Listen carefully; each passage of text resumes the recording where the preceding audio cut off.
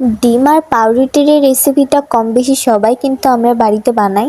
আমরা সবাই জানি এটা বানানো কতটা সহজ আর এটা খেতে কত মজা। তো বাচ্চারা স্পেশালি এটা খুবই পছন্দ করে। কিন্তু আমার বাড়িতে শুধু বাচ্চা না, সাথে বড়রাও অনেক পছন্দ করে। তো বেশিরভাগ সময় দেখা যায় যে বিকেলের নাস্তা হিসেবে আমি এই এগ ব্রেডটা বানাই। আমার মনে হয় এটা বানাতে 5 মিনিটও সময় লাগে না, এরও কম সময় লাগে। কারণ ঝটপট এটা বানিয়ে নেওয়া যায়। হাতে যদি সময় কম থাকে তাহলে আপনারা এটা খুব সহজেই বানিয়ে নিতে পারেন। তো অন্যদিনে হয় কি, আমি বাজার থেকে যে ব্রেডটা কিনে নিয়ে আসি সেই ব্রেড দিয়ে এগ ব্রেড বানাই, কিন্তু এই ব্রেডটা আমি কালকে বাড়িতে বানিয়েছি। তো সেই ব্রেড দিয়ে আজকে ভাবলাম যে এগ ব্রেড রেসিপিটা করে দিই। তো এটা খুবই মজা হয়েছিল, আপনারা দেখতে পাচ্ছেন এটা কতটা সফট ছিল ব্রেডটা।